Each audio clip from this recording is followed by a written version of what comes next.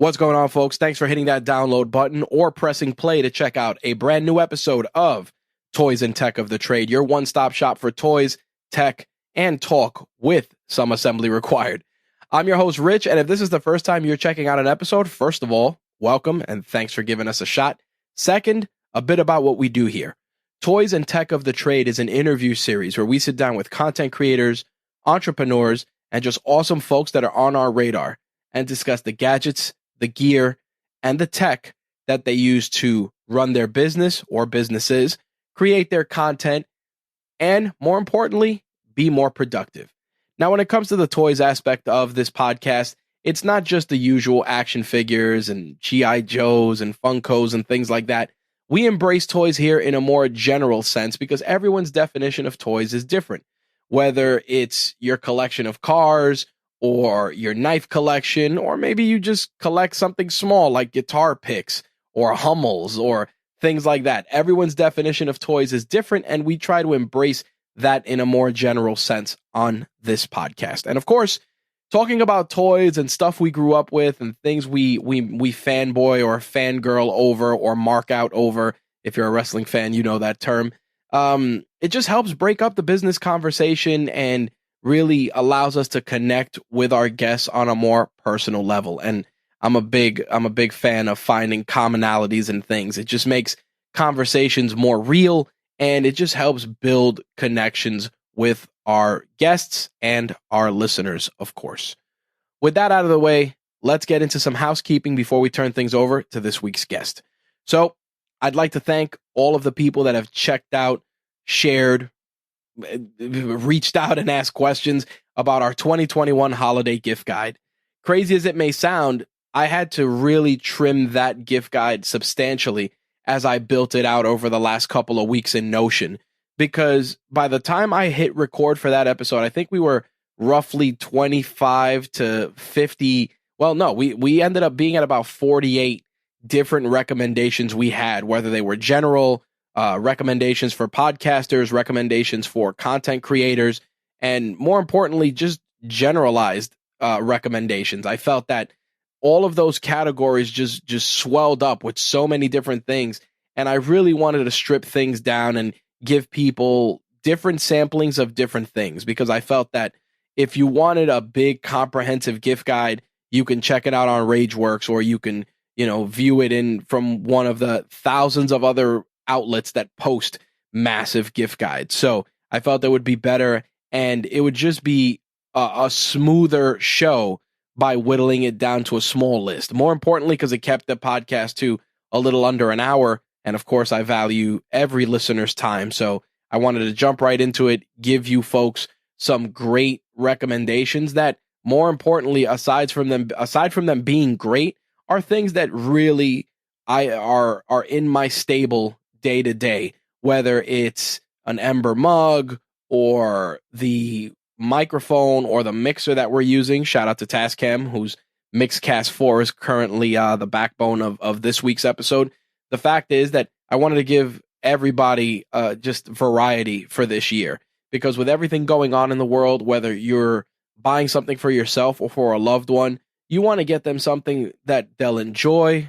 More importantly, they'll use, because more often than not, we buy people things based on, hey, I like it, so they'll like it too. And sometimes, I hate to say it, it just doesn't work. But I hope that all of you found something for your loved ones, or for your friends, or hell, for yourselves, that can really up the ante for your podcast, your content creation, or just your business overall. With that said, I am going to keep the housekeeping short and sweet this week, because I really want to turn it over to this week's guest, who is a certified badass and who shared so many amazing stories and so many amazing parts of his life with us that it would be a disservice for me to detract from his stories by boring you with a bunch of nonsense that you don't need to hear. So with that said, let's cut this short, turn it over to this week's guest so you can learn about the toys and tech of their trade. What's going on, folks? We got a brand new episode of Toys and Tech of the Trade on deck, and I am sitting down with veteran, firefighter, entrepreneur, and just a kick-ass human being, Zachary Green.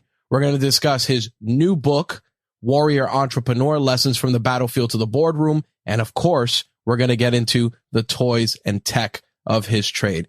Zach, how's it going, my friend? I'm doing great, Rich. Thanks for having me on today. Really looking forward to talking to you.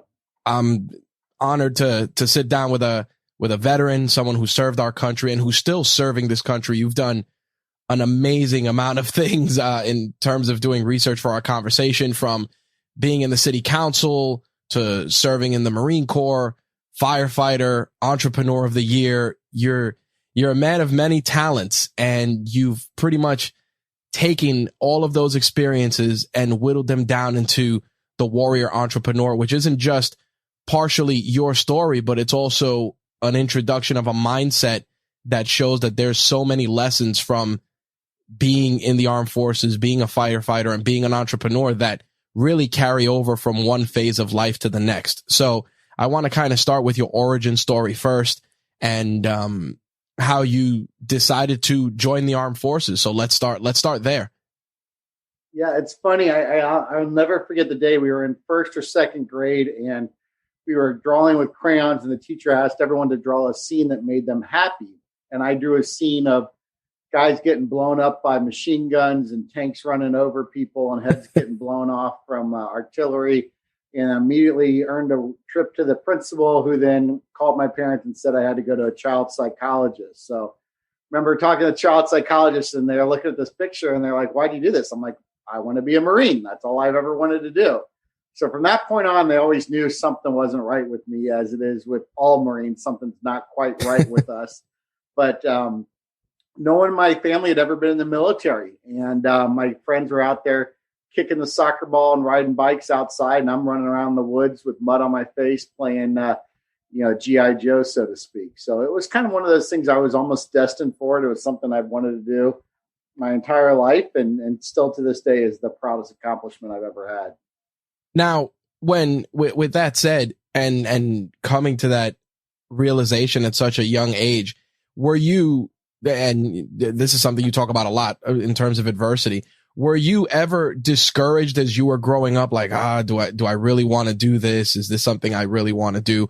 What solidified your resolve to say, you know what, I'm going to serve this country. I'm going to go out there, be on the front lines if I have to be. And joining the Marine Corps, it's a very grueling endeavor. A lot of people, and they've talked about this at length in various books, papers, a lot of people don't make it through the full camp to become a Marine. Well, I struggled a lot growing up. I had diagnosed at a very early age with ADHD and dyslexia. And it's funny because ADHD is considered a disability and it's a problem when you're younger. But when you get out of school, it's called multitasking. And then all of a sudden it's this great trait. Everyone's like, "Oh, he's a great multitasker." It's the same damn thing. And so for me, going from 7 different schools, from kindergarten all the way through high school, it was constantly challenged. Being told I wasn't good enough, I wasn't smart enough, I was never going to amount to anything. That was difficult, but I always knew I was destined for greatness. I just didn't know what that looked like yet. And I'll never forget walking into the recruiting station of the Marine, always knowing that I was going to go into the Marines. And he basically looked at me when I walked in the room. He's like, "Why are you here?" And I said, "Well, I went to the Army and they told me about all the signing bonuses I would get. I went to the Air Force. They told me about how easy it was going to be and what a nice civilian-oriented life I'm going to live. I went to the Navy and they told me about the adventures of sailing the 7 seas. And I said, "What's the Marine Corps have to offer me?" And I'll never forget, he kind of chuckled. He kicked his legs up on the desk and he said, "Son, we've been the finest fighting force for 220 years. He goes, "We'll continue to be that way with or without you. The question I've got is, why would you want to join the Marine Corps and why should we even look at you?" And I was like, "Okay, that's a little interesting." He goes, "Matter of fact, I don't think you're even tough enough to make it through Parris Island." And before you know it, I signed all the paperwork and here I am down at Parris Island, South Carolina, one of the most miserable places to be in the summertime. And boy, oh boy, they weren't kidding. It was absolutely brutally difficult. I like the fact that you were told you couldn't, and that made you say, "I can." I think that that's a lot of, in terms of just an entrepreneur and what many people struggle with, it's exactly that, just hearing that you can't. And eventually you hear that lie enough that it becomes truth. Well, the story of my book is the journey of the warrior. And you can be a warrior if you're a mom working 2 jobs, just trying to get your kids into a good private school. You can be a warrior if you're trying to work your way up the corporate ladder. Warrior is an entrepreneur. And then obviously the obvious warriors, are first responders and military. But the common theme there is challenge and adversity early on in your warrior journey. And what that does is that prepares you. As a society, we've spent so much time focused on being nice to people and lifting them up. And yes, that's important. Mental health is absolutely important. But at what cost? And I almost call it the pussification of our youth now, where everyone has to have a safe space so they don't get challenged. Everyone has to have participation trophies so they feel included. And what we're doing is when we get out into the real world and they get challenged, they don't have that resistance and that training that's going to make them strong. Versus the warrior attitude is that kid that maybe had a lot of struggles growing up, was constantly being told he wasn't good enough, went to college, worked 2 jobs just so he could pay enough money to buy his books and stay in there. And then when he gets into the real world and gets challenged, he's going to be a warrior. He's going to say, okay, no big deal. And so what we need to look at is adversity in this training as a beautiful and wonderful learning and growing experience and not avoid it. And that's what I really learned because it was so difficult those early years as an entrepreneur. And I had this wonderful opportunity. I got selected by President Obama to represent the United States, one of 10 entrepreneurs at the Global Entrepreneur Conference. And up on the stage were some of the most famous entrepreneurs, Travis Kalanick from Uber, Mark Zuckerberg from Facebook, all these other just legends. And the question came up and said, does it need to really be this difficult? And every one of those entrepreneurs on the stage said, yes, it does. Because it's those early days of that difficulty will prepare you for those battles that lie ahead because it gets tougher and tougher. And just like when I was in recruit training at Parris Island, even though each week in the training cycle it got more and more difficult, it felt easier and easier because you had all that resistance and that challenge to help prepare you for that next week. And even though it was harder, it felt easier because you were becoming better prepared for that. Well, I'm a firm believer, and we discussed this in one of our initial calls. I'm a firm believer that iron sharpens iron. And I do agree that the only way that you're going to evolve, whether it's in any aspect of life, is you have to kind of take those hardships and don't look at them as hardship. Just look at them as experiences that are laying the foundation for you to ascend to that next level.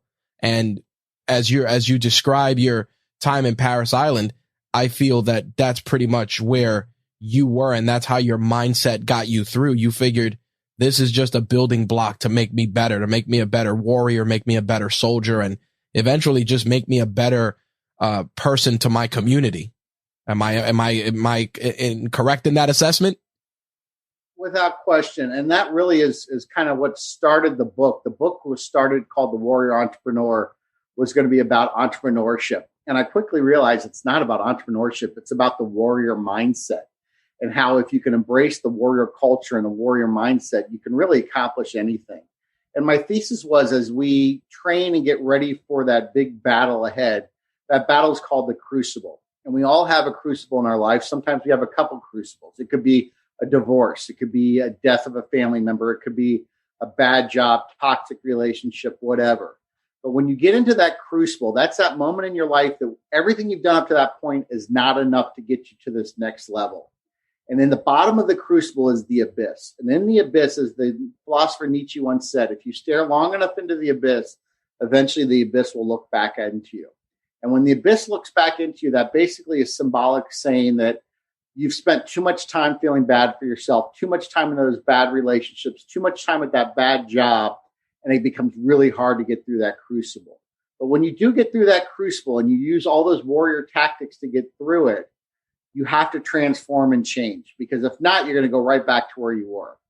And for me, I had two crucibles in my life. One was very real, and it was happened when I was 18 years old down at Parris Island, when I thought I was better than all the other recruits that were down there because, I was a varsity 4 varsity sports, captain of my hockey team. I had very nice parents that took care of me and did all these wonderful things. And when I got down there, I realized, A, I wasn't as good as I thought I was. B, everybody else was athletes and varsity athletes and studs. And I was not only not as good, I was probably in the lower half. And it all came to a head on the Petros parade deck where we do a lot of our drills. And the whole platoon turned left. I turned right. The drill instructor pulled me aside and said, Zach, or Recruit Green, your mom and daddy aren't here to help you, and you're not going to make it. And I fell down to my knees, started crying, dropped my rifle, and that was my crucible. That was my abyss. Now, I stayed in that abyss for about 30 seconds and recognized, and I honored it, and I knew it was there, and I said, I'm going to move forward. And from that point on, I transformed to become a United States Marine. And when you become a Marine, you transform into the Marine. It's the only branch of service where you actually transform. You become something different rather than just simply getting Navy training or Army training or something along those lines. And that put me on this literally unbreakable spirit. And that continued on as I went through the fire service and my time in corporate America. And then I started my own business. And I will tell you, of all the challenges I had in the fire service, near-death experiences, and challenges in the Marine Corps, nothing was as difficult as I went through as an entrepreneur. And my next crucible happened as the company started to build. I started this company out of the trunk of my car, made $5,000 within about 6 months, ended up going to this large trade show. Within 3 days, we did $100,000 in sales. Now, I had no money to buy the raw materials. I had no way to be able to produce it. I had no manufacturer lined up, no distribution lined up, no marketing tools lined up. But I had $100,000 in orders. And as a Marine, we improvise, we overcome, we adapt, we figure out whatever we have to do to solve that problem. And I ended up refinancing my home, maxed out my credit cards, took every penny out of my 401k, borrowed against it to fill those orders. It was tough. That was that resistance that got me ready. Then I start to hire people, and because I didn't have a lot of money, I wasn't able to hire really good quality people. And I'm having to do their work plus my work. And it all came to a head when I went on vacation. And I was talking to my CFO before I left, and I said, don't call me unless there's an emergency. Well, guess what? He calls me and he says, Zach, I've got some bad news. We're out of money. We're not going to be able to make payroll. And I don't see us getting out of this hole. You have to prepare yourself for liquidation. Oh, man. And I thought I had a heart attack. I could feel my chest get tight. I could feel the shock wave running down my arms, all the classic heart attack signs. But my wife realized, hey, you're not having a heart attack. You're having a panic attack. You need to be able to just get out and clear your mind. And that, for me, was my bottom. That was my crucible. And I had to transform and change. And what I did was I stepped down as CEO from the company that I started. I ended up getting rid of a lot of my key executives who were on the team. We made some drastic changes. And we turned it into a $30 million company as a result of that. Wow. So the concept of resistance, crucible, recognizing the abyss, and then transformation into something new and different, that is the warrior's journey. And that is really what I'm on a mission to be able to talk about, how anybody can apply that to their life. So I want to backtrack a little bit, and I want to talk about when you got out of the service and got into civilian life and started your own business. So in the midst of that, and you can elaborate where necessary, there definitely are some things to unpack. So I want to talk about what made you want to start your own business versus just being an employee. What pushed you in that direction? So just like I wanted to be a Marine at a very early age, I wanted to be an entrepreneur at an early age. And, of course, I was enamored by the fancy sports car posters up on the wall and all that stuff. Had no idea the amount of work that it took to go into that. But I think what it really comes down to is solving a problem. And for me, when I got out of the Marine Corps in 1999, 2 years later, September 11th happened. I had a lot of survivor's guilt, felt really bad that I wasn't out there taking the fight to the enemy. So I joined the local volunteer fire department as a way of kind of giving back. The new front line of the battlefield is no longer a far off distant land. It's our own backyards now. And I got lost in a fire very early on. It was horrifying, completely dark, can't see your hand in front of your face. I'm crawling down the hallway. I get to the end of the hallway, assuming there'd be a staircase or a door there, and there was nothing but 3 walls. I realized, oh my gosh, I'm not in a hallway. I'm in a walk-in closet, and I'm stuck. Oh, man. And I found my way out, and I remember talking to my captain and telling him how upsetting it was and how challenging that experience was. And his comment to me was, he started laughing and almost making fun of me. He's like, look, you just got to be used to that unknown. You have to be used to being disoriented. And that just didn't sit well with me. So that entrepreneurial mind of me kind of came out and said, I got to solve this problem. This is a big problem, and it's been going on for a long time, and we just kind of accept it as that's just the way it is. And I remember this glow-in-the-dark material was on the back of our helmets, on our Kevlar helmets in the Marine Corps. I started thinking, wow, what if I could apply that to the tools of the fire department and the helmet bands? And I found a way to make it glow brighter and longer than anybody else had done. And that's really how that journey started there, is solving the problem of disorientation on the fire ground. Wow. That's Dave Chappelle did a skit on the Chappelle Show, and he said modern problems require modern solutions.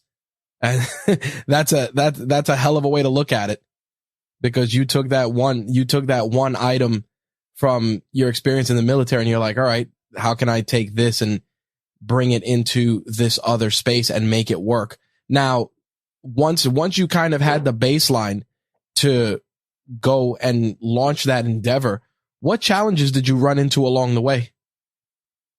So that's when the real work happens. And unfortunately, our time together is not long enough for me to tell you about all the challenges that of course. I've had. There's many different areas, but at the end of the day, all those challenges come down to one thing, and that is there is a solution to every one of those challenges that I had and that any entrepreneur has. The challenge is, do you really want to go through what you need to do to either mitigate or solve that problem? It could be personnel challenges. So one of the challenges with that challenge is you got to fire somebody. And usually those first people are your friends and family, and that makes it difficult. Yep. Another challenge that comes out there is the simple concept of what's called the cash conversion cycle. Don't ever mistake a sale with cash. It's not the case. You have to take your dollars and put it into a raw material to have it manufactured, have it produced, have it packaged, have it distributed. Then you got to get paid. And some places do net 30, net 60s, but when they pay you, but the reality is they pay you net whenever the hell they feel like it. Yep. And if you're dealing with a large municipality like I was, and I am, sometimes they just don't pay on time, and there's not a darn thing you can do about it. You can't send the New York Fire Department to collections. They're going to pay you when they pay you.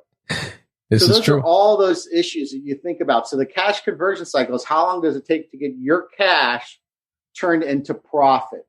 And to bridge that gap, which can be months, you need additional capital to help do that. That's very, very challenging. So a lot of entrepreneurs, if you say, hey, I'm going to give you $100,000 deal right now, they're going to be, popping champagne, smoking cigars, and high-fiving each other. The reality is I can put you out of business to order that size.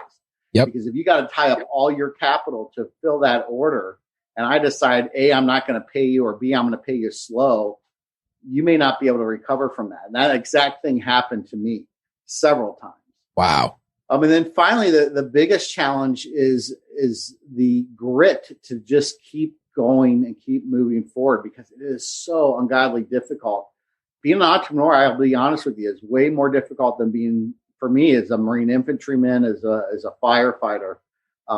I've had some of the highest highs, but my God, some of the darkest, lowest lows also. Well, I think also, and you can elaborate on this, when you're a soldier, you kind of have a more clear directive on who your enemy is. When you're a firefighter, your enemy is the fire, and your goal is to save lives and get people out safe. With business, you have to keep yourself happy, keep your employees happy, keep your customers happy. You have a lot of, I feel when it comes to being an entrepreneur and in business, you have a lot more enemies to fight that aren't necessarily, enemies that are out to kill you, but there's enemies from an emotional standpoint. Like you were saying, there's self-doubt, imposter syndrome, like people putting in these orders, dealing with customers, finding ways to not turn your customer into your enemy and losing him as a potential customer for the future. So with that said, when you're approaching these challenges and finding ways to adapt to them, what's one of the first things that you try to do to assess your best course of action? Because I know, there's strategy in being a soldier, there's strategy in being a firefighter. How do you adapt that for business? It's a great question. The biggest challenge is the challenge of the unknown, of not knowing what you're going to do. And how do you do that? Well, in the military and the fire service, there's a manual for everything. We've trained it. There's studies that go back, to von Clausewitz back in the, early, colonial days, practically talking about war, the art of war from Sun Tzu. I mean, we're talking thousands of years ago, and that's still relative today. 100%. We have manuals. We understand how the enemy works. We understand the physics of fire and those things. And then you also have a really good team that works together.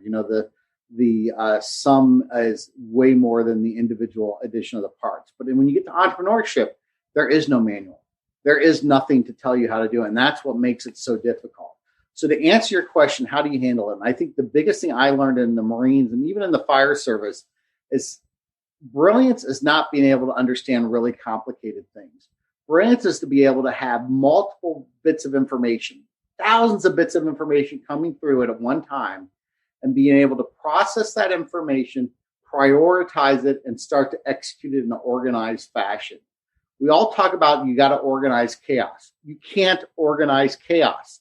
If I'm pulling up to a fire scene and there's people lying half dead out in the yard and flames shooting out of the windows and people jumping out and neighbors panicking, a scenario I've seen many times, I can't organize that chaos. What I got to do is prioritize what's first, go after that one thing, delegate my team to go over the next most important thing, and so on and so forth. So that ability to process vast amount of information quickly, prioritize them, and start working down that triage list, that right there, I think, is one of the most important characters you need. And to not try to organize chaos, but to embrace chaos, because in the chaos itself, there is an organization. That organization is not as clean as you want it. The organization is all over the place, but you can't change it. You've got to just embrace it for what it is and attack it for what it is. I mean, couldn't have summed it up better, even if I tried. Let's talk about your run for city council. Like that's a big thing to get into such a public forum, especially when you have to deal with so many different, and I'm using the term again, unseen enemies. What inspired you to want to do that? What lit the fuse to get you to say, you know what, I'm going to run for a public office? Well, there was two things. Number one, I still wanted to continue my service to my community, my service to my country. But I didn't want to climb up a fire ladder anymore and swing a hose and get stuck in a burning building. So I decided that was the next thing. The challenge with politics is there's not a lot of honor. And I met some of the most dishonorable, most disgusting people I've ever worked with in my life during the political process, the double speaking and the other ones. And that was the main reason I ran, was we started to get a group of people in our community that just really were going after it for the wrong reasons. They were going after their personal reasons. They were trying to push their own political narratives. And when I started to challenge them, they came after me. But you know what? I'm a Marine. I'm a fighter. Bring it on. I was able to handle it. But just the disgusting level of unethics and the way they were trying to manipulate the truth. And it's interesting because I've done a lot of work at the federal level versus every single U.S. senator and congressman and their staff I've met are absolute studs. Doesn't matter on the left, on the right. I work with all of them. I'm an American. I'm not a Republican or Democrat or independent. At the federal level, there are some of the most brilliant, organized, well-staffed organizations. They truly care, again, across the board. But when you start getting to the state level, it starts getting a little hairy. And then when you get down to the municipal level that I was on, it starts to get really ugly because you don't have that level of professionalism there. You get a lot of people that, are just don't do anything with their life and decide all of a sudden one day they want to become a politician. So it was a great experience for me, and the fact that I got to stop some of that legislation that would have really hurt our police and our public safety and our community and our fiscal responsibility. But on the flip side, I thought everybody else had that same level of honor and integrity that I do. And I can tell you some of my colleagues on that council certainly did not. It's a scary thing, especially when hearing it from you, who was involved at this level, because, you know, being a New Yorker, we're seeing a lot of that play out now, a lot of that legacy politics. Something you said that resonated just now is the fact that people just wake up one day and they want to get into politics, and it becomes the next thing you know, your local government becomes the friend of a friend of a friend society. And everybody comes in because it's an easy way to get your foot in the door, and the level of corruption that's leveled at that level is just insane. But the thing about it is, what lessons did you take away from that you were able to apply to your business and just evolving how you approached being an entrepreneur? So, you know, when you're the CEO of a company, you can force people to do stuff. You can say, look, this is the directive. You will do this. When you're in the military, you can give an order. Same thing on the fire ground. You can't do that in politics. You've got to be able to coerce people. You've got to be able to find a way. Sometimes that includes bargaining. You know, you have to have your own level of integrity of how far you're willing to bargain that. You know, that I've got certain things that are off limits for me that I'll never negotiate on. And then I've got things that are, you know, yeah, I'll give this up if you help me out with this bit of legislation or you help me out. So I think the whole coercion, not from the negative part of coercion, but the, you know, coercion, you know, the give and take that's necessary to put out there. Also, when you're elected, you represent everybody, not just the people that voted for you. So there were people that I know that were very strongly against me. Politically couldn't be more different, but I had a fiduciary duty to honor them and to bring them into the understanding of who we were serving. And there was a lot of times I did things for them that I didn't necessarily want to do, but I knew it was the best thing for the community and the best thing for the city. Yeah, I think there's a lot of give and take, and I also feel that in doing that, it also sharpened your razor as a negotiator, because obviously once you can negotiate on the political level, everything gets a little easier, right?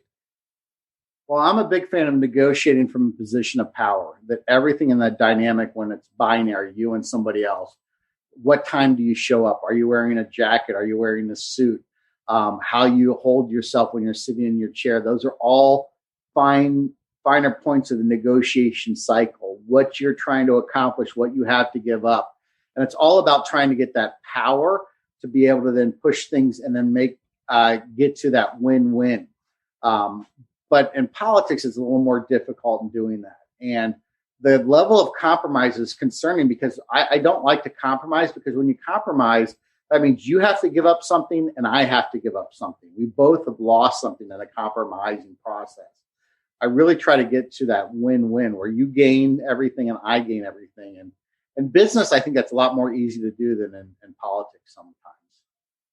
So you were named Entrepreneur of the Year. I want to talk about that honor, because obviously it's a validation of all the work that you put in.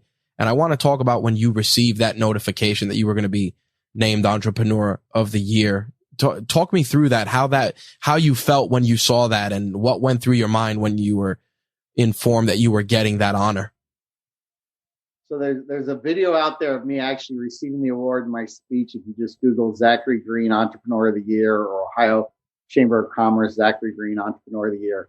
I was overcome with emotions. As soon as they announced, they had the 5 finalists up on stage, the governor got up there, announced me as the winner. And I remember immediately turning my back to the audience because I was crying uncontrollably. I couldn't catch my breath. I couldn't get my composure. When I did finally get my composure, this level of numbness just fell over me, because I finally had validation, like you just said, that I'm not a loser. I'm not stupid. I'm not all those things that my teachers and my friends said that I was growing up, bouncing from school to school. It was validation that my ADHD actually was a superpower, and it wasn't a disability. It was a multitasking superpower. And I talked about that in my speech, of how I was able to use that to handle multiple things at one time and deal with lots of information, being able to process it. So for me, it was just saying, wow, you've been recognized not only by your peers, but also by the politicians and the leaders within the Chamber of Commerce for the entire state, that you had the best idea for the year. And we were able to really play off of that with other things and helping to raise additional funding through, our venture capital firm. But for me, it was pretty incredible. Outside the Marine Corps is probably one of the proudest moments of my life. And then about a year after that, I was asked to testify in front of the U.S. House of Representatives. And I remember walking through the halls of Congress, sitting down there at the table that we've all seen a million times on TV with a little placard with my name on it, and just thinking about all those people that, told me that as a C student, I couldn't do anything or this would happen. And here the U.S. Congress is calling me as an expert in the business world to give them input on some legislation that was coming up. It was incredible. It's amazing how that works. And the thing about it is that you continue to work and embody that warrior spirit, and you're trying to just instill it in so many people. I know that you were involved in the Heroes program, and you're providing mentorship and training, and you're trying to help others and paying it forward and helping them on their small business journeys. Tell me a little bit about that and some of the things you've run into in doing some of this volunteer work. Yeah, so we moved from Cincinnati, where we lived my entire life. My wife's a third generation from the neighborhood we grew up in. Never thought we'd move. And with the pandemic and moving our office from a physical office space to virtual, we realized we could be anywhere. So we've been traveling to Hilton Head for, 30 plus years, and decided to just make it a permanent home. And we loved it. But, as I got down here, I wanted to help out. There's a lot of military, active duty, and veterans in this area. But you also have a lot of people that have retired that have a tremendous amount of experience.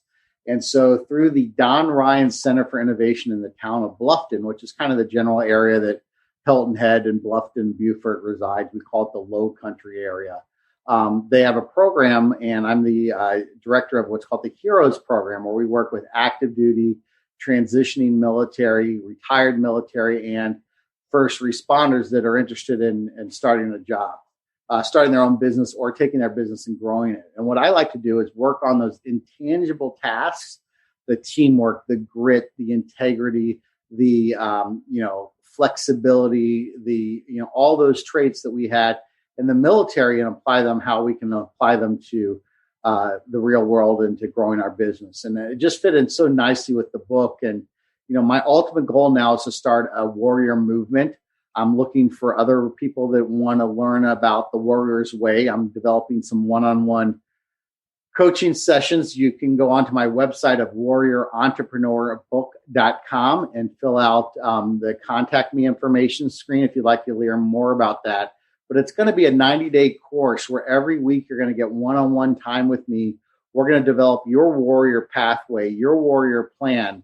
And every week there's going to be tasks and assignments, and we're going to break down each chapter of what makes a warrior and have different things that we can do to train on that each week. And then the next week it'll build off of it. And at the end, you'll get your warrior certificate showing that you've been able to make it through this, be prepared to handle your crucible, and be able to prevail through anything life hands you, no matter if you're an entrepreneur, if you're working up in corporate America, or again, you could be a stay-at-home mom. All these life skills that we're going to bring together are going to be applicable to any area and any station in your life.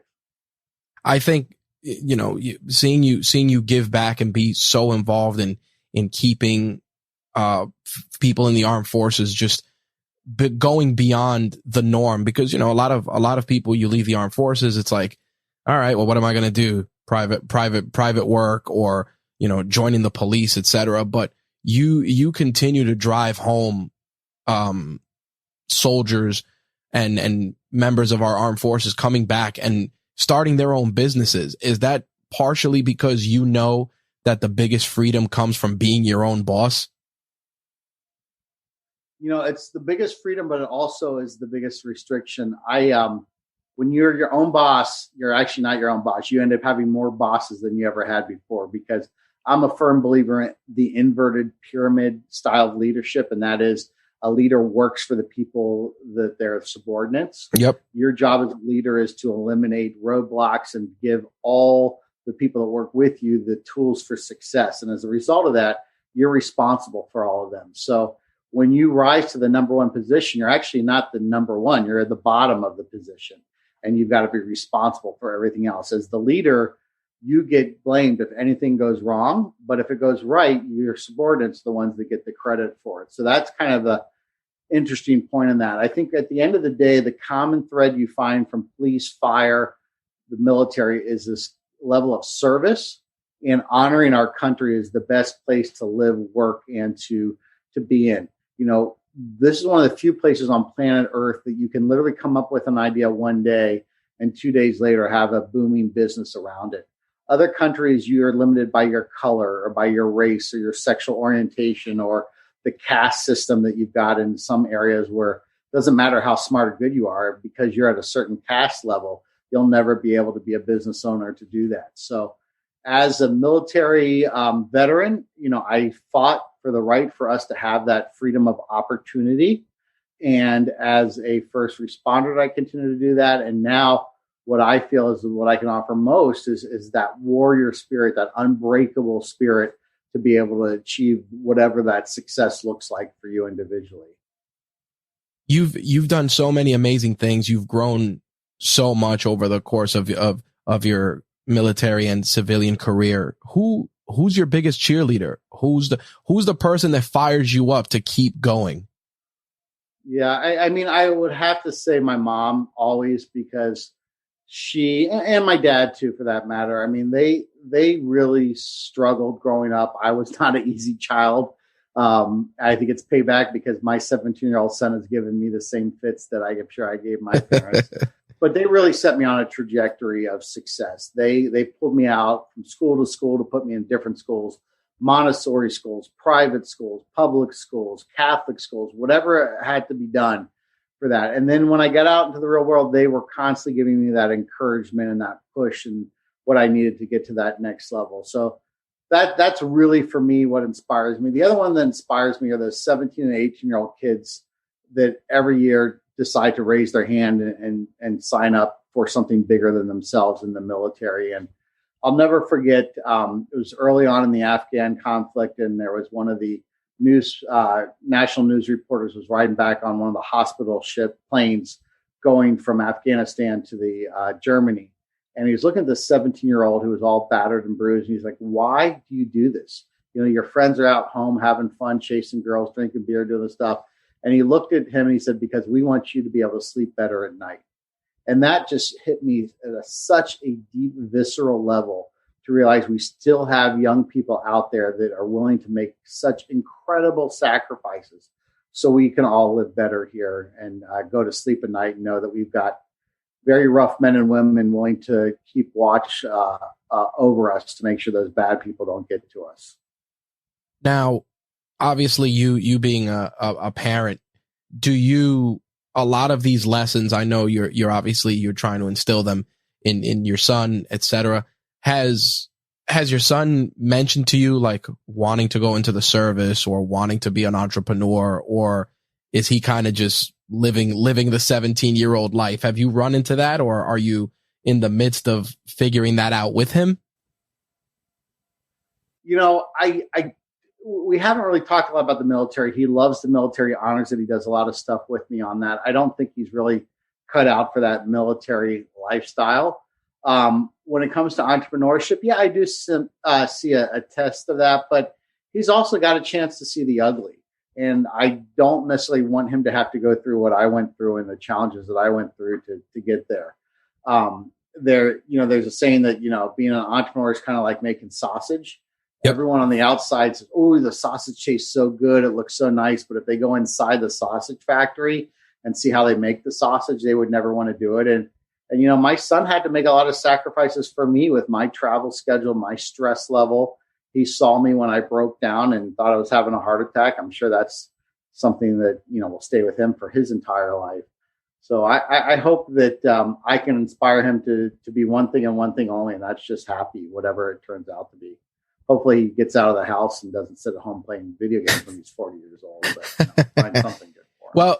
Well, you know what the funny thing is, something you said earlier about there's a career path and everything. It's funny that you say that, because there's such a crazy career path in that industry, in the gaming industry, that it's almost impossible to break that stigma, because that's what so many, I'm a gamer. I grew up as one, and I see that still, but I also see that there's so many opportunities in that space that, just to your point, nobody's working to solve those problems yet. It blows my mind. Yeah, the technology that we have now. He gets people to pay him money on his Roblox account or Twitch account or whatever the hell that is. I don't know. Just to watch him how to get past this one level. Absolutely. And he's like, Dad, I just got $20. I'm like, what? Yep. Are you kidding me? Just to watch you. And then they get friends over, and the friends don't even want to play video games. They just want to watch you play your video games. Uh-huh. I'm blown away. But yeah, it's a new economy. It's a new world that we're living in, when we've got these influencers and social media people that are making more money than our top scientists and doctors and lawyers are. It's a great time to be an entrepreneur, and a great time to be alive right now with all the technology we have. And with that, I want to take a moment and, thank you for your service, because again, you were out there with, hundreds and thousands of men and women, making sure that we had those freedoms to be able to do all this awesome and cool stuff. So, you have my deepest thanks. Well, thank you. And we appreciate your support. I really do. So I want to transition into what I like to call the hot seat. It's just a series of rapid fire questions, different things, just off the cuff. And it's a good way to just connect on a few different things that we've discussed throughout our last 40 some odd minutes. So bring it on. Yeah. So first one, what's your typical day look like? I try to exercise every morning. Doesn't always happen. Usually then get up, go into the office, try to check through emails. I like to try to learn something new every day. If it means blocking out some time and listening to a podcast or reading a story. I do have the luxury of living on a beach, so I try to spend at least a couple times a week getting out and just being with the ocean and being present.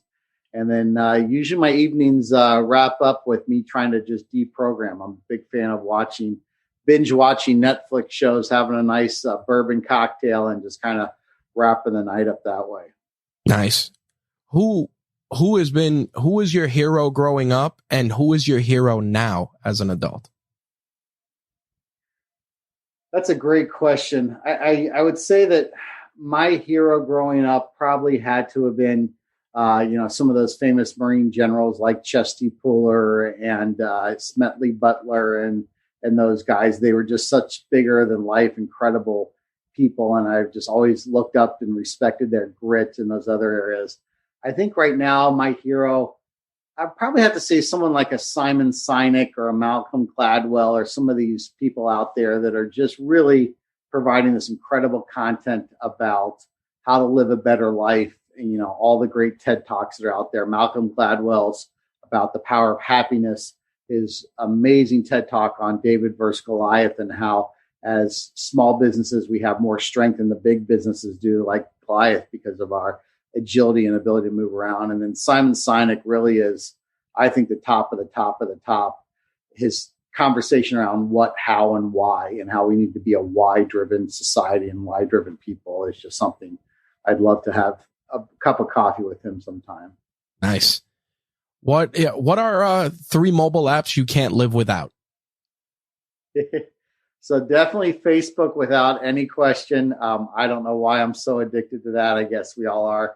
I use Facebook as my diary. I put everything on Facebook. So that's one. LinkedIn, definitely a close second, because it's the same type of thing, but more business oriented.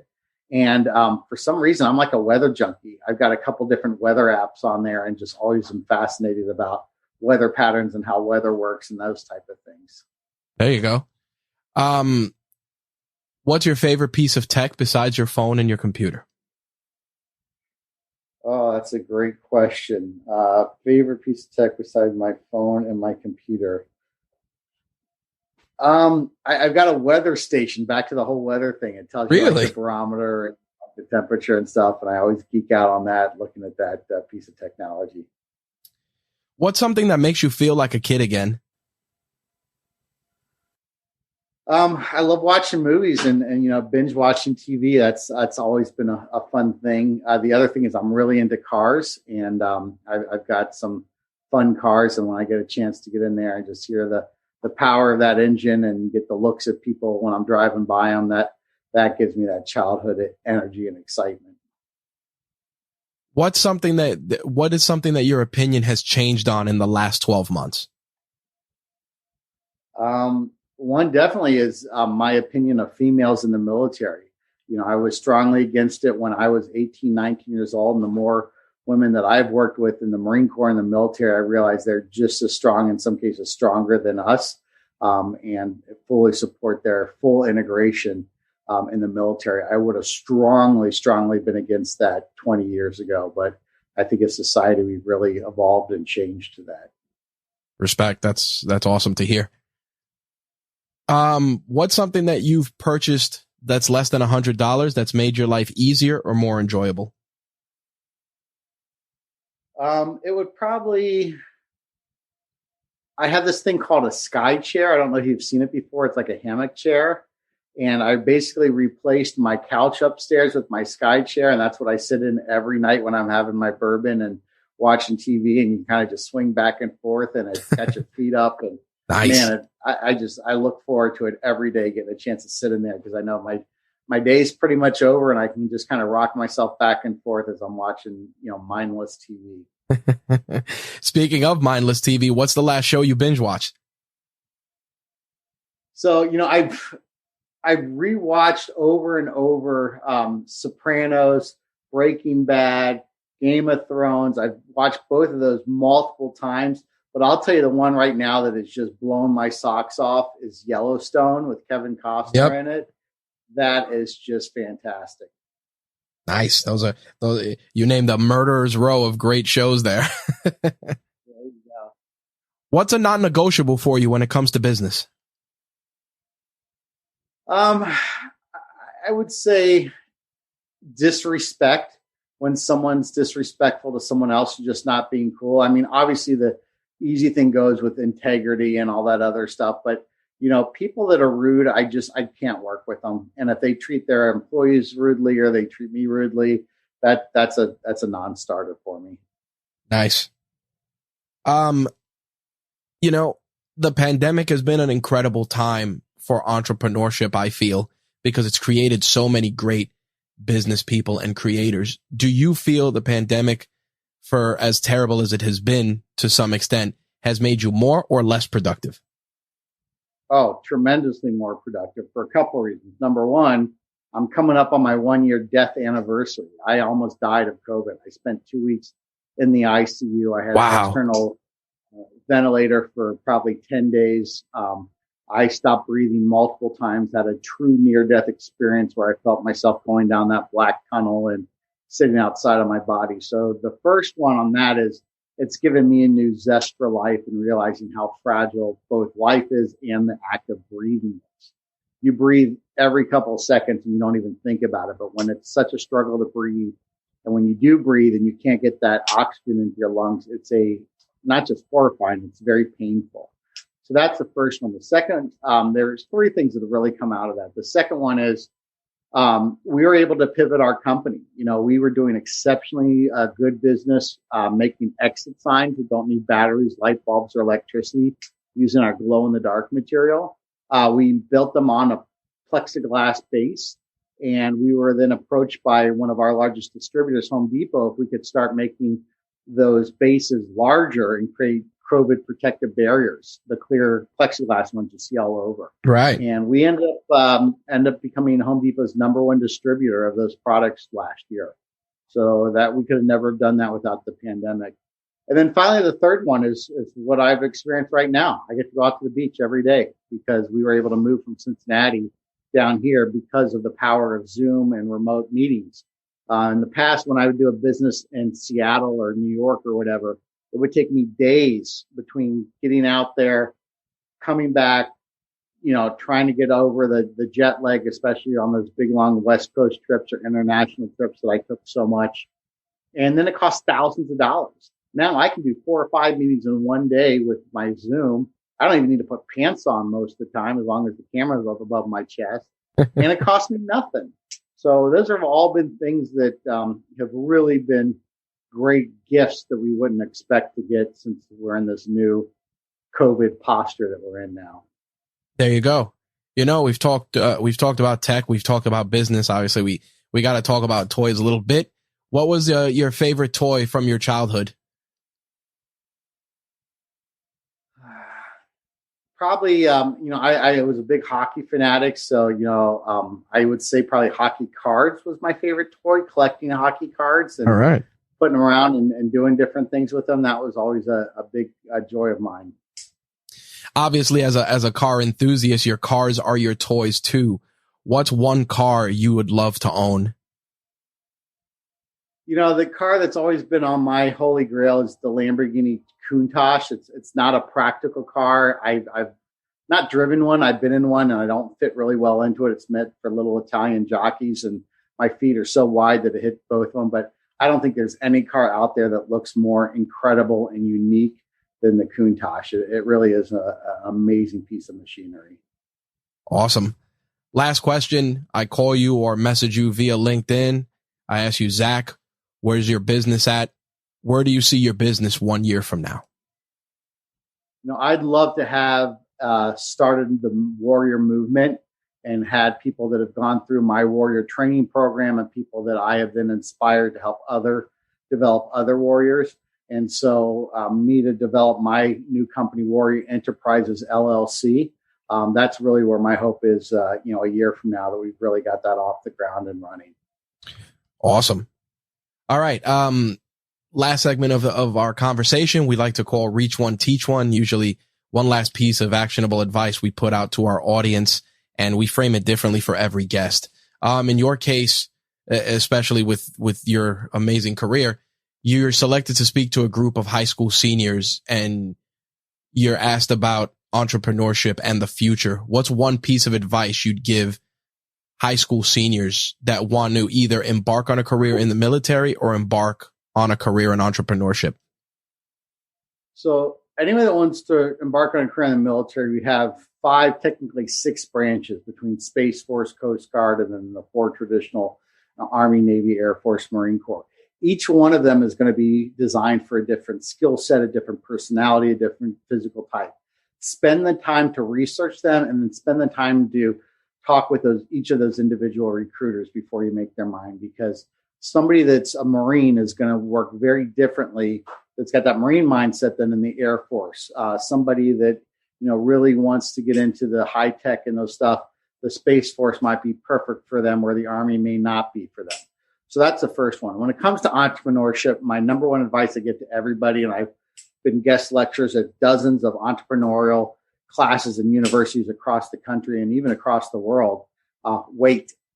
Don't feel like you have to do it immediately. We all see this instant gratification of flying in the corporate jet, having that exotic sports car when you're 25 years old. That's fantasy. That doesn't happen. The days of the Twitters and the Instagrams where they're, losing hundreds of millions of dollars and getting valuations of billions of dollars, that's gone. That's just not going to happen anymore. We've all learned from that. So I would say wait till you're at least 30 years old. And this is the reason why. Get out there and live life. Get some experiences that are out there. It always amuses me when you see these 22-year-olds on LinkedIn offering life coaching services. I'm like, how the hell can you give me life coaching when you're 22 years old and you just got out of your parents' house? When you work for a job, absorb every possible training opportunity that they provide for you. I learned Six Sigma. I learned Maxwell leadership principles, Harris negotiating, all these different types of things that I was able to soak up and then use when I started my own business. Had I paid for those things out of my own pocket, it could have been tens of thousands of dollars, or I could never have even gotten the opportunity. So get out there, get some experience under your belt, learn as much as you can, take every extra opportunity that you can for development. And then when you're ready to start that business, you're going to be a lot more prepared. Outstanding. Zach, thank you so much for taking the time to share the toys and tech of your trade. Thank you so much, Rich. Have a great day. Man, what an awesome conversation with Zach. I think that anyone who listens to this conversation will definitely take something from it, whether it's on a personal level or a professional level. As always, if you want to find out more information about Zach, links will be in the show notes for this episode. You can also pick up The Warrior Entrepreneur, Lessons from the Battlefield to the Boardroom on Amazon via Kindle, audiobook, and of course in hardcover. Links for that will be in the show notes for this episode, along with everything else that Zach and I talked about. As always, some of these items may contain affiliate links, which if you click, will receive a small commission, which goes towards improving this podcast and anything else that RageWorks is working on. So every little bit helps. So if you want to use those links to make your purchases, we would really, really appreciate it. Last but not least, if you want to connect with RageWorks on social media, you can find us on any social media platform of your choice. Most of them are run by a member of the RageWorks team, but if it's something coming directly from me, it will be signed, usually with an R or with my name, depending on which social media platform you are reaching out to me on. But best way to get in contact with me directly, email rich@rageworks.net. Questions, concerns, if you'd like to be a guest on a future episode, that's one of the best ways to do it. Other than that, of course, make sure to subscribe to our RageWorks newsletter. Stay up to date with all things RageWorks, whether it's podcasts on the podcast network, contests, or everything else. Newsletter subscribers get advance information before it is released to the general public.